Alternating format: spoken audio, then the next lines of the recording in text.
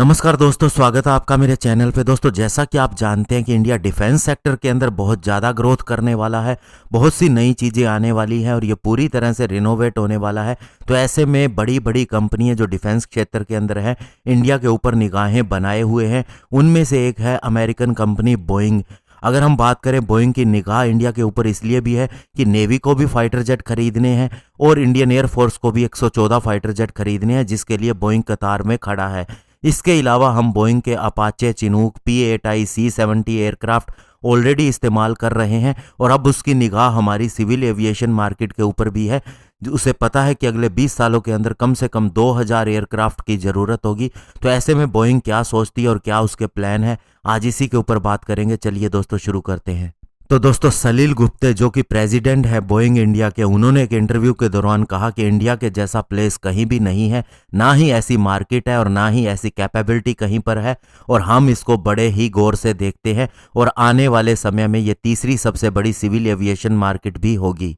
और उन्होंने कहा कि आज से 5 साल पहले हमने एक सिस्टम सोर्स किया था जिसकी कीमत $250 मिलियन थी और अभी यह $1 बिलियन तक हो चुकी है। हमारे 3000 स्ट्रॉन्ग वर्कफोर्स है इंडिया के अंदर। उन्होंने कहा कि हम एयरफोर्स के लिए 114 फाइटर जेट के लिए अपना F-15EX दे रहे हैं और साथ ही इंडियन नेवी के 57 कैरियर बोर्न फाइटर जेट के लिए हम अपना F-18 सुपर हॉर्नेट पेश कर रहे हैं।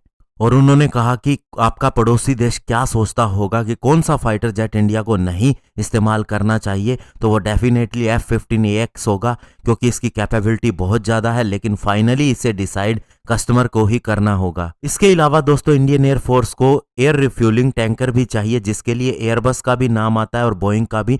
तो ऐसे में बात उठती है, उन्होंने कहा कि IL-78 जो ऑलरेडी इंडियन एयरफोर्स इस्तेमाल कर रही है, ये एक्सपेंसिव भी है और इसे मेंटेन करना भी मुश्किल है। वहीं दोस्तों, अगर बात आती है एयरबस के A330 मल्टी रोल टैंकर की और बोइंग के KC-46 की, तो KC-46 का एडवांटेज है एयरबस के A330 के ऊपर। और इन दोनों कंपनी से ही इंडियन एयरफोर्स ने अभी थोड़े समय पहले ही कोटेशन मांगी थी एयर रिफ्यूलिंग टैंकर के लिए, और ये कम से कम 2 टैंकर को लीज पर लेने के लिए थी। और एक्चुअल में इंडियन एयरफोर्स को 6 मिड एयर रिफ्यूलर चाहिए। तो मिशेल कोच जो कि बोइंग इंडिया के वाइस प्रेसिडेंट है, उन्होंने कहा कि इंडिया को इसकी कैपेबिलिटी भी देखनी चाहिए। पहले हमारा KC-46 अवेलेबल नहीं था, लेकिन अभी यह पूरी तरह से अवेलेबल है। और उन्होंने कहा कि मिड एयर रिफ्यूलर का मतलब ये नहीं होता कि केवल आपको उससे ईंधन ही भरना है, इसके और भी रोल होते हैं। और जहां तक KC-46 की बात है, तो ये कार्गो के, ट्रांसपोर्ट के और इसके अलावा मेडिकल इवैक्यूएशन के और अन्य रोल भी निभा सकता है। और इसका ऑपरेटिंग कॉस्ट भी लेस है, क्योंकि ये साइज़ के अंदर थोड़ा छोटा है और उन एयरपोर्ट पे भी जा सकता है जो बहुत ही दूर बॉर्डर के नज़दीक है, जहां पर अन्य बड़े एयरक्राफ्ट नहीं जा सकते। और उन्होंने कहा कि हमने इसे ऐसे डिज़ाइन किया है कि ये कार्गो को भी लेके जा सकता है अगर इसका कंपटीशन लार्जर लेवल पे किया जाए।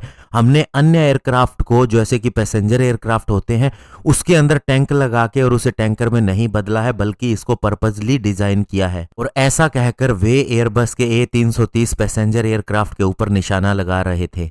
और उनका कहना जायज भी था। उनका कहना था कि इसके अंदर 2 कार्गो डोर आते हैं और 2 इंडिविजुअल 2 घंटे के अंदर इसके अंदर चेंजेस करके इस एयरक्राफ्ट को ट्रांसफॉर्म कर सकते हैं किसी भी कार्गो या फिर मेडिकल इवैक्यूएशन ओरिएंटेड मिशन के लिए। और उन्होंने कहा कि इसे स्पेशली वार टाइम के हिसाब से ही डिजाइन किया गया है। ये न्यूक्लियर और बायो इन्वायरमेंट में भी काम कर सकता है, पर्पस के हिसाब से इसे डिजाइन किया गया है। और इसका साइज ऐसा है कि ये 100 एडिशनल एयर स्ट्रिप के ऊपर काम कर सकता है, टेक ऑफ और लैंड कर सकता है, अगर इसका कंपैरिजन अन्य एयरक्राफ्ट से किया जाए। और उन्होंने ये भी कहा कि अगर मान लीजिए युद्ध होता है और पहला दिन है, तो आगरा एयरपोर्ट ऑपरेशनल होगा, तो ऐसे में आप रिफ्यूलिंग और मेडिकल इवैक्यूएशन कहाँ से करेंगे? क्या आप अंडमान से ऑपरेट करेंगे? तो ऐसे में KC-46 इसका जवाब है, क्योंकि इसका बिल्कुल सही साइज है, इसे कहीं से भी ऑपरेट किया जा सकता है। तो ऐसे में दोस्तों, इंडियन एयरफोर्स को भी ये भी देखना होगा कि वह कौन सा टैंकर खरीदना चाहेगी।